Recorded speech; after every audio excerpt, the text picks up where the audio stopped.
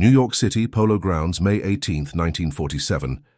2:15 p.m. Frank Costello walks through Gate 12 of the Polo Grounds, wearing a charcoal suit and a fedora pulled low. He carries no ticket. The usher at the turnstile nods without speaking. Costello moves up the concrete ramp toward Section 42, third base side, 12 rows from the field. The New York Giants are playing the Boston Braves. Attendance is listed at 14,237. Costello takes his seat in row H, seat 9. 3 seats to his left sits Anthony "Tony" Bender Strollo, underboss of the Genovese family. 2 rows behind them, Meyer Lansky sits with his brother Jake. None of them look at each other. All eyes face the field. The Giants' starting pitcher, Larry Jansen, is warming up. The scoreboard shows no score, top of the first inning. At 2:22 p.m., a man in a brown jacket enters the row from the opposite side. He sits in seat 15, 6 seats from Costello. He places a folded newspaper on the empty seat between them. The newspaper is the Daily Mirror morning edition. He watches 2 pitches, then stands and walks toward the concession area. He does not return. Costello waits until the end of the first inning. He reaches across the empty seats and takes the newspaper. Inside the sports section, folded between pages 7 and 8, is a Western Union receipt. The receipt shows a wire transfer of $47,000 sent from an account in Miami to an account in Havana. The sender's name is listed as J. Adonis. The recipient is C. Luciano. Both names are aliases.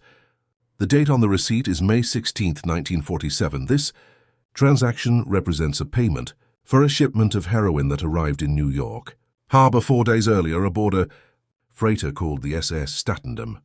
The heroin, packed in crates labeled as machine parts, was unloaded at Pier 57 and transported to a warehouse in Red Hook, Brooklyn. The warehouse is owned by a shell company registered in Delaware. The company's listed owner is a man who does not exist. The use of baseball games for these exchanges began in 1946. The method was developed by Frank Erickson, a bookmaker and associate of the Luciano family.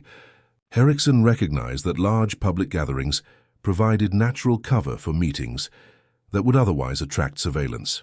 He observed that law enforcement focused on restaurants, social clubs, and known mob properties.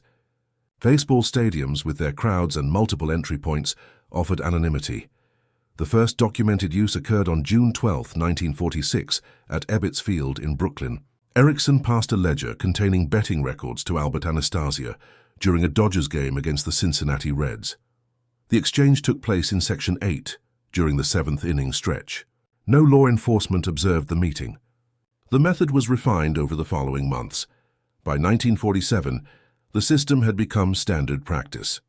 Messages, payment records, and operational instructions moved through baseball stadiums in New York, Chicago, Philadelphia, and Boston. The men involved purchased season tickets under false names. They rotated seats to avoid pattern recognition. They never arrived or departed together. The objects transferred varied. Sometimes documents, sometimes keys to storage lockers or safe deposit boxes. Sometimes nothing at all, just verbal confirmations delivered in whispers during moments of crowd noise. A home run, a close play at the plate, any eruption of sound that masked conversation. Law enforcement was aware that mob figures attended baseball games. FBI surveillance logs from 1947 note the presence of Costello, Lansky, and others at Polo Grounds and Yankee Stadium. But surveillance teams could not justify the resources required to monitor every game. The crowds made photography difficult. Directional microphones were ineffective in open-air stadiums. The subjects appeared to be doing nothing more than watching baseball. On May 18, 1947, no FBI agents are present at the Polo Grounds. The New York Police Department has 2 plainclothes officers working the stadium, but they focus on pickpockets and ticket scalpers. They do not recognize Costello. They do not see the newspaper exchange. Costello leaves the stadium in the 6th inning. The Giants are losing 4-2. He walks north on 8th Avenue and enters a black Cadillac parked near 157th Street. The driver is Vincent "Jimmy Blue Eyes" Alo. They drive south toward Midtown without speaking. At 4:40 p.m., Costello enters his apartment at 115 Central Park West. He burns the Western Union receipt in a metal wastebasket. The ashes are flushed down the toilet. The Daily Mirror is left on a table. By evening, it will be discarded with other trash. The system's effectiveness relies on simplicity. No phones, no written messages left in permanent locations, no meetings in confined spaces. Everything occurs in public, hidden by crowds. The method assumes that law enforcement cannot monitor all public spaces simultaneously. This assumption in 1947 is correct. The Polo Grounds serves as one of several regular locations. Yankee Stadium, Ebbets Field, and the Bronx's stadiums are also used. Each location offers specific advantages. The Polo Grounds has multiple exits and adjoins a neighborhood where many Italian-American families live, providing additional cover. Yankee Stadium offers larger crowds. Ebbets Field's intimate size allows for closer proximity during exchanges. Baseball games also provide legitimate reasons for men from different families to be in the same place. Costello, though powerful, cannot openly meet with members of rival organizations without attracting attention. But at a baseball game, any meeting appears coincidental. Two fans watching the same game. Nothing more. The Giants lose to the Braves 6-3. Final attendance is recorded as 14,237. Box scores are published in the next morning's newspapers. None mention the men in Section 42.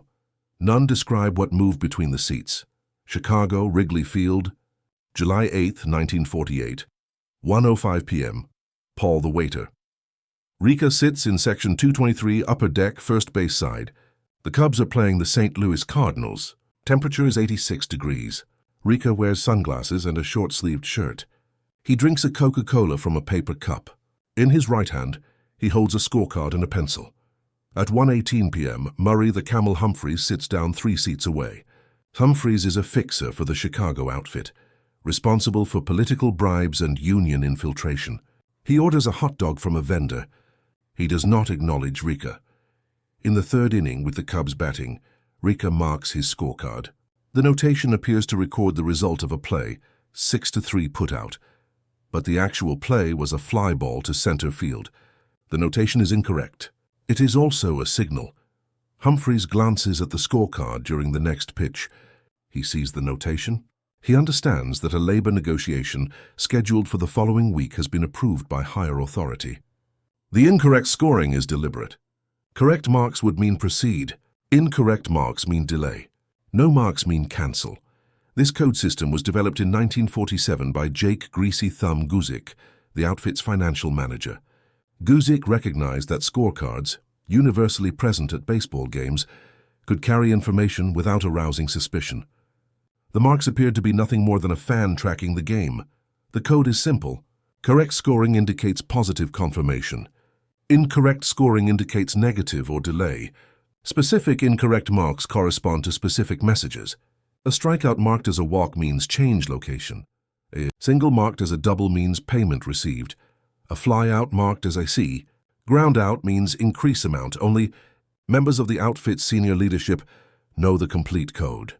Lower-level operators receive instructions without understanding the system's mechanics.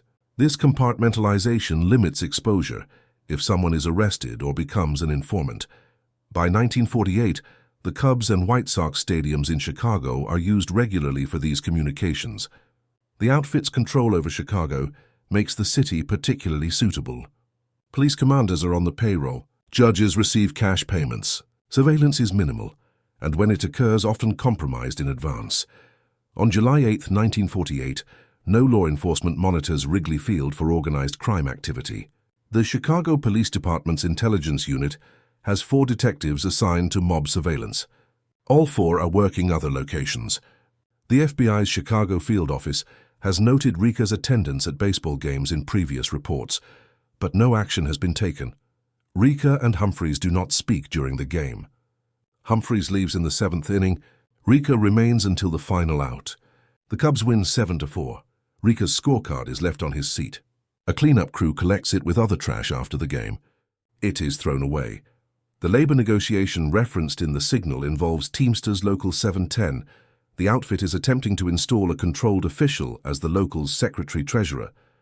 The position controls the pension fund, which contains $2.3 million in member contributions. The outfit wants access to the fund for loans to mob-connected businesses. The signal confirms that the candidate has been approved, and the installation will proceed. Philadelphia, Shibe Park. August 21st, 1949, 3:30 p.m. Angelo Bruno enters through the third base entrance. He is 38 years old, a rising figure in the Philadelphia crime family. He wears a light blue suit and carries a folded program. The Athletics are playing the Cleveland Indians. Bruno sits in section 15, lower level. 4 rows in front of him sits Antonio Mr. Miggs Polina, a capo regime in the Philadelphia family. Polina is reading a newspaper. He does not turn around. In the 4th inning, Bruno drops his program. It falls forward, sliding under the seats until it reaches the row where Polina sits. A teenage boy retrieves it and hands it back to Bruno. Bruno thanks him. Polina does not react. Inside the program is a key. The key opens a locker at 30th Street Station, Philadelphia's main train terminal. Inside the locker is $35,000 in cash, payment for a gambling operation's weekly take. The money is destined for New York, where it will be divided among multiple families. This dead drop method, using a falling object to transfer items, is employed when direct handoffs are deemed too risky. The item is dropped in a location where it can be retrieved by a third party or picked up later. Baseball stadiums with their tiered seating and crowded rows are ideal for this technique.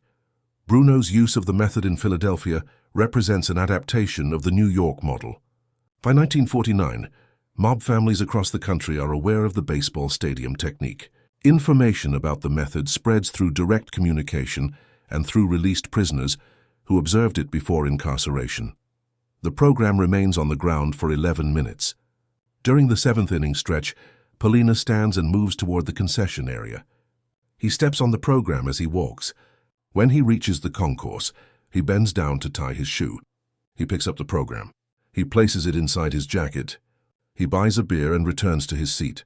Bruno leaves after the 8th inning. The Athletics are losing 6-1. He walks to a black Oldsmobile parked on Lehigh Avenue. He drives south toward South Philadelphia, where he lives on Passyunk Avenue. Polina remains until the game ends. He then drives to 30th Street Station. He opens the locker at 8:15 p.m. He removes a canvas bag containing the cash. He places the bag in the trunk of his car. He drives to a social club on Catherine Street. The money is counted by 3 men in a back room. The total is confirmed at $35,000. It is divided into envelopes, each labeled with initials. The envelopes are distributed over the following 2 days. Law enforcement is unaware of the transfer. Philadelphia police are monitoring a different operation involving cigarette smuggling. The FBI has no agents at Shibe Park on August 21st, 1949, New York City. Yankee Stadium, April 17, 1950. 7:45 p.m. Vito Genovese sits in section 24 field level behind the Yankees dugout. The Yankees are playing the Boston Red Sox. It is opening day. Attendance is 38,421. Genovese sits with 2 associates, Michelle Mike Miranda and Gerardo Jerry Katina. All 3 wear dark suits and overcoats. The temperature is 52 degrees. At 8:02 p.m. during the 2nd inning, a man in a Yankees cap sits down in the row directly behind Genovese. The man is Thomas Tommy Ryan Eboli, a soldier in the Genovese family. Eboli leans forward as if watching the game closely. He speaks quietly enough that only Genovese can hear. Thursday. Pier 84, 3 o'clock. Genovese does not turn around. He nods once. Eboli stands and leaves. The entire exchange takes 17 seconds. The message pertains to a narcotics shipment arriving aboard a merchant vessel called the SS Excalibur. The ship is scheduled to dock at Pier 84 on Thursday, April 20th at 2 p.m. The heroin, approximately 22 kilograms, is hidden inside furniture crates labeled as household goods from Marseille, France. The crates are consigned to a furniture importer on Canal Street. The importer is controlled by the Genovese family. This shipment represents a significant escalation in the family's narcotics operations. In 1950, heroin distribution is becoming a primary revenue source for organized crime. The Genovese family, along with the Luciano and Bonanno families, dominates the importation routes from Europe. The profits exceed those from gambling, loan sharking, and labor racketeering combined. The use of verbal messages at baseball games reflects increasing caution. By 1950, federal law enforcement has expanded its focus on organized crime. The Federal Bureau of Narcotics, led by Commissioner Harry Anslinger, is targeting major trafficking networks. Wiretaps are being used more frequently. Written documents, even coded ones, are considered liabilities. Verbal messages leave no evidence. They require witnesses. And in a stadium with tens of thousands of people, identifying witnesses is nearly impossible. Even if law enforcement suspected that a message was passed, proving its content would be difficult. At Yankee Stadium on April 17, 1950, the FBI has 3 agents present. They are part of a surveillance team tracking Genovese. The agents are positioned in different sections of the stadium. They observe Genovese's arrival and note the presence of Miranda and Katina. They photograph the group using a telephoto lens. They do not observe Eboli's approach. The crowd and the angle of their position obscure the brief interaction. After the game, the FBI agents file a report. The report notes that Genovese attended the Yankees' opening day game with 2 known associates. It lists the section and approximate time of arrival and departure. It does not mention any meetings or exchanges. The report is filed in Genovese's case folder, which by 1950 contains 847 pages of surveillance logs, informant reports, and investigative summaries.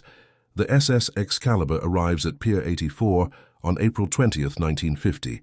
At 1:55 p.m., customs inspectors examine the cargo. They open several crates at random. They find furniture. They do not find the heroin. The crates containing narcotics are marked with a specific symbol, a small red dot on the lower left corner. Longshoremen working for the Genovese family know to deliver these crates to a separate truck. The heroin is unloaded at 4:30 p.m. It is transported to a warehouse in the Bronx. By 7 p.m., it has been divided into smaller packages for distribution. Over the next 2 weeks, it will be sold to street-level dealers in Harlem, the Lower East Side, and parts of Brooklyn. The wholesale value of the shipment is approximately $220,000. The street value exceeds $1 million.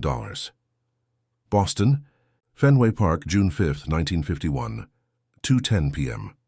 Raymond Patriarca sits in Section 27, along the third base line. The Red Sox are playing the Detroit Tigers. Patriarca controls organized crime operations in New England. He is 43 years old, based in Providence, Rhode Island.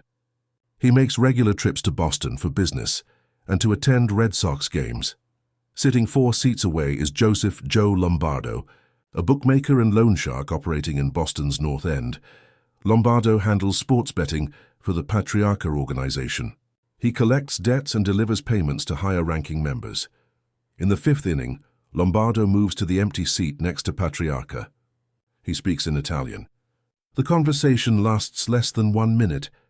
Patriarca hands Lombardo a small piece of paper. Lombardo puts it in his pocket without looking at it. He returns to his original seat. The paper contains 4 names. These are individuals who have defaulted on loans totaling $18,000. Lombardo is instructed to collect the debts using whatever methods necessary. If the debts cannot be collected, the individuals are to be physically assaulted as a warning to others.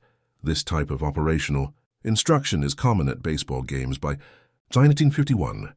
The venues are used not only for financial transactions and high-level strategy, but also for routine enforcement orders. The public setting normalizes the activity. 2 men talking at a baseball game attract no attention. However, law enforcement capabilities are improving.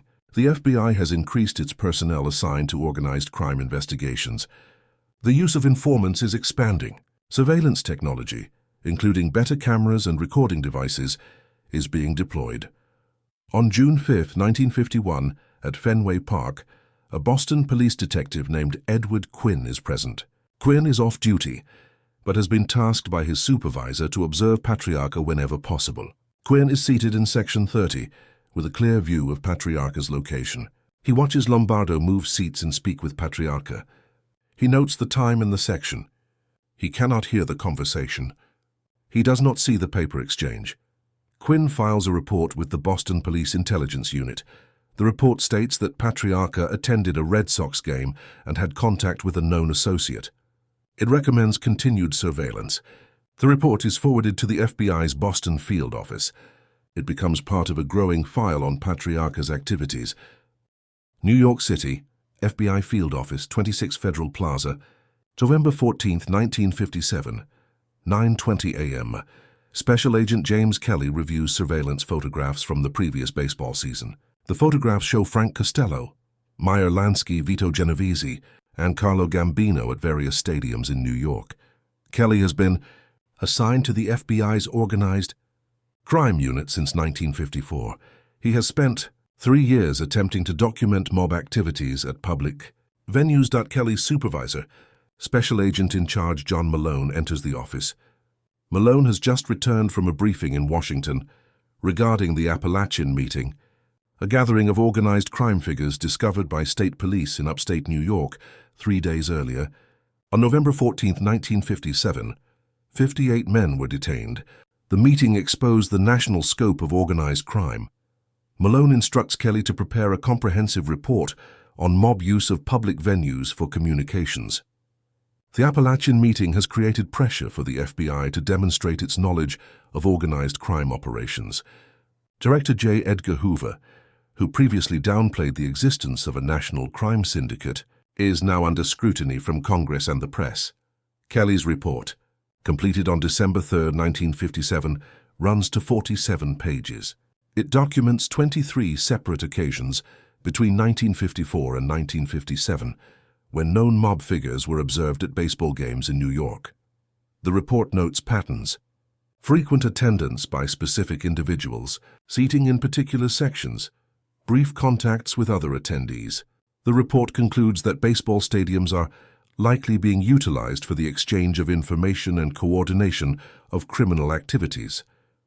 The report recommends increased surveillance, including the assignment of additional agents to monitor games, the use of telephoto cameras, and the recruitment of informants among stadium staff. Malone approves the recommendations. Implementation begins in January 1958. However, by 1958, the mob's use of baseball stadiums is already declining. The Appalachian meeting has triggered a nationwide crackdown. FBI surveillance has intensified. Congressional hearings led by Senator John McClellan are exposing organized crime operations. Several mob figures are facing federal indictments. In response, organized crime families modify their communication methods. Direct meetings, even in public, are reduced. Intermediaries are used more frequently. Messages are passed through multiple cutouts, limiting each individual's knowledge. Telephone communications, previously avoided due to wiretap concerns, are resumed but with codes and brief conversations. Some families begin using legitimate businesses as meeting fronts, providing plausible reasons for gatherings. Baseball stadiums, once ideal for their anonymity and crowd cover, become liabilities. Law enforcement now monitors them specifically. Mob figures attending games attract attention rather than blending in. The risk outweighs the benefit. The last documented use of a baseball stadium for mob communications occurs on August 10, 1960, at the Polo Grounds. Anthony Strollo meets briefly with another individual during a Giants-Dodgers game. FBI agents photograph the meeting. Strollo is questioned 3 days later. He claims he was simply watching baseball. No charges are filed, but the surveillance makes the method unsustainable. By 1961, baseball stadiums are no longer part of the standard operational toolkit.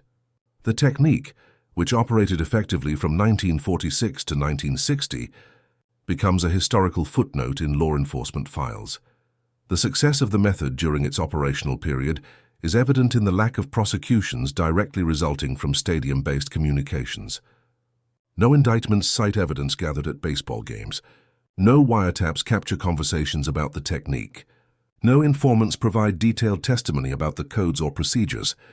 The method worked because it was simple, public, and left no trace. Its decline was inevitable. Law enforcement adaptation, increased federal resources, and the exposure of organized crime's national structure all contributed. The same public nature that provided cover eventually provided visibility. Once law enforcement knew where to look, the venues lost their value. The legacy of the technique is visible in later mob communication strategies. The principles, public locations, brief contacts, minimal documentation, persist. Shopping malls, parks, and sporting events continue to be used for meetings, though less systematically. The specific use of baseball stadiums, with their coded scorecards and dropped programs, does not return. Archival records from the FBI, accessed decades later, show the extent of the surveillance effort. Between 1958 and 1965, the FBI assigned agents to monitor 412 baseball games across major cities. Photographs from these surveillances number over 3,000. The agents logged thousands of hours watching games, tracking movements, noting associations. The effort yielded intelligence but few prosecutions. The mob had already adapted. Interviews with former FBI agents conducted in the 1980s and 1990s confirmed the frustration. "We knew they were using the stadiums," one agent recalled, "but by the time we had the resources to watch them properly, they'd moved on. We were always one step behind." Former mob associates, speaking decades later, under witness protection or after serving prison sentences, confirmed the technique. "It was perfect while it lasted," one said in a 1989 interview. "You could do business in front of 40,000 people and nobody knew. But once the FBI figured it out, we had to stop. Too much heat." The technique's operational window, 1946 to 1960, coincides with a specific era in organized crime history. The post-World War II expansion, the rise of narcotics trafficking, the consolidation of family structures. During this period, the need for secure communications was high, and the methods available were limited. Baseball stadiums filled a gap. By the 1960s, that gap had closed. Better technology, more sophisticated law enforcement, and internal mob restructuring rendered the method obsolete. The stadiums returned to being places where people watched baseball. The scorecards were just scorecards. The dropped programs were just litter. The brief conversations were just fans talking. For 14 years, they had been something else. Then they were not. The records remain in archives. The photographs sit in federal storage facilities. The reports fill boxes that few people open. The history is documented but rarely examined. Baseball continued. The mob continued. The intersection between them, for a specific period, served a specific purpose. That purpose ended. The games went on.